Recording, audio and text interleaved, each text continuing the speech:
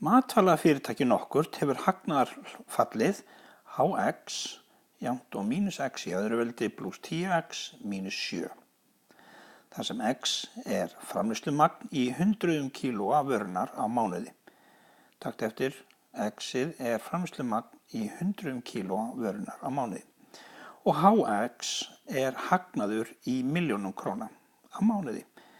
Takt eftir í milljónum króna.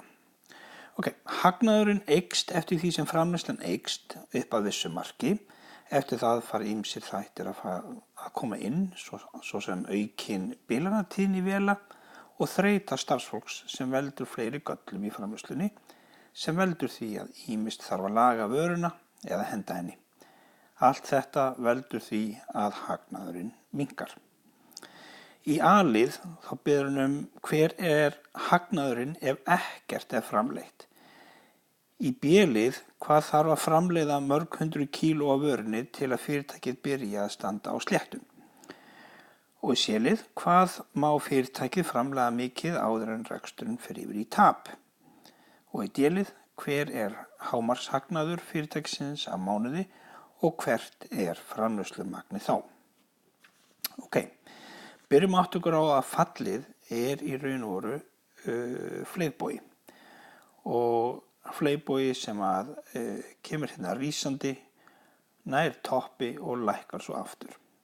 Ég sé það á A-inu að það er mínus 1 fyrir framan X í öðru veldi sem þýðir að fleygboginn snýr niður.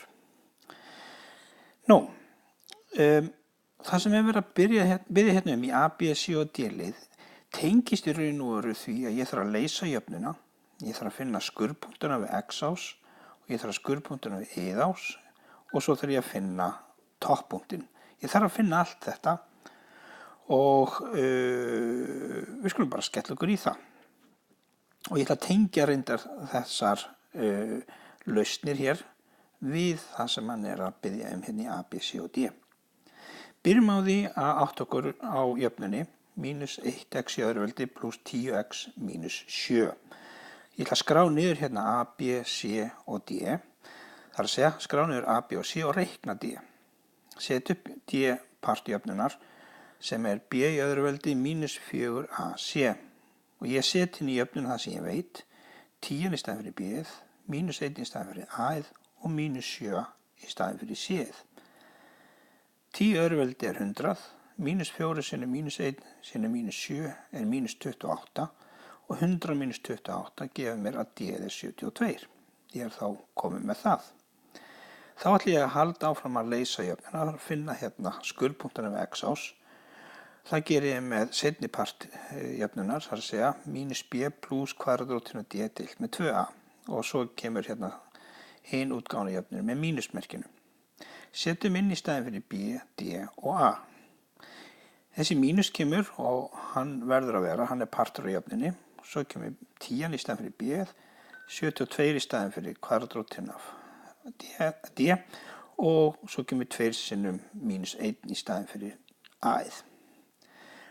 Ég klára hérna uppi og fæ út mínus 1,514 og deili með því sem kemur hérna fyrir neðan, mínus 2 og fæ þó út að fyrri skurðpunkturinn, fyrri lausnin er 0,757 og hafið huga að þetta er X-ið sem þýðir að þetta er magnið í 100 kílóa sem þýðir að þetta er 75,7 kíló ef ég reikna þetta rétt.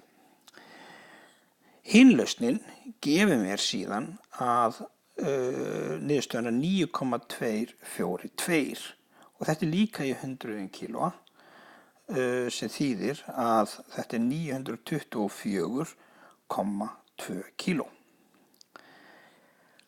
Ég er þá komið með skurðpunktana við X-ás og skurðpunktarnir X-ás þýða í raun og veru að ég er ekki að græða eða tapa í þessum punktum. Þannig að þessir skurðpunktar hér skilja á milli taps eða gróða.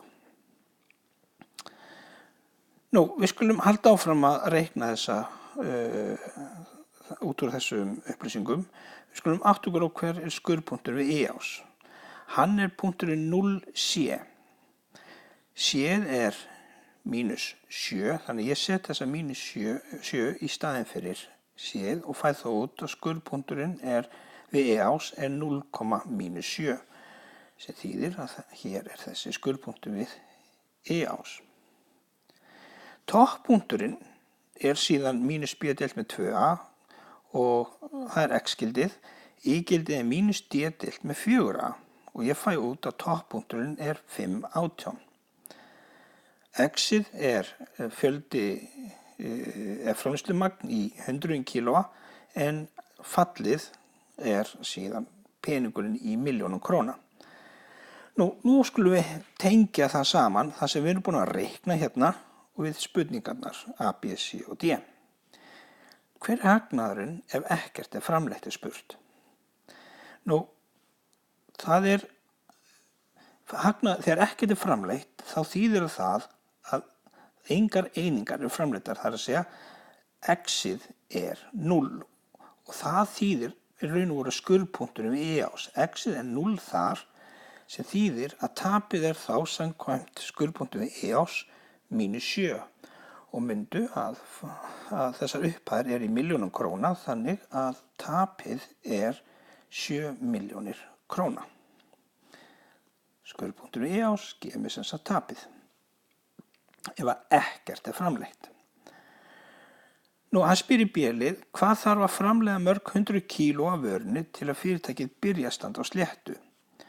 Ef við förum eftir fallinu hérna og upp, þá minnkar tapið hérna alveg upp í þessum punkti hér, þá byrjar það að fara að græða. Þannig að það byrjar á því að ná að standa á sléttu í þessum punkti hér, sem er fyrri punkturinn af þessum skurðpunktum.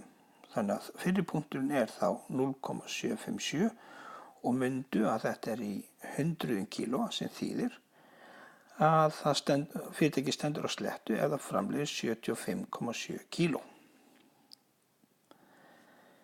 Í C-lið þá spyr hann hvað má fyrirtæki framleiða mikið áður en reksturinn fer yfir í tap. Fyrirtæki framleiðir hérna og hér nær það hagnaði, hér nær það toppi og svo byrjar hagnaðurinn að draga saman vegna bílana og fleira og hér fer að skilja á milli. Hér fer fyrirtæki að fara yfir í tap og það er í seinni skurðpunkturinn við x-ás sem er 9,242. Það þýðir að ekki má framleiða meira en 924,2 kíló. Ég set inn fyrri partinn, þar að segja að það má ekki framleiða minna en 75,7 kíló, að þá er tap líka. En að því að hann vill fá vita hvað má framleiða mikið áður en reksturinn fyrir yfir í tap, þá er verið að horfa á þennan punkt hér eingöngu sem er 924,2 kíló. Í D-lið spyr hann hver er hámarkshagnaður fyrirtækisins á mánuði og hvert er framleiðslumagnið þá. Hámarkshagnaðurinn er það sem er topppunkturinn. Þar náum við mestum hagnaði og við kíkjum á topppunktinn og myndu x-parturinn er framleittar einingar, y-parturinn er fallið h af x sem er þá hagnaðurinn í milljónum króna. Þannig að hagnaðurinn í milljónum króna er 18 milljónir og það er þá framleitt 500 stykki.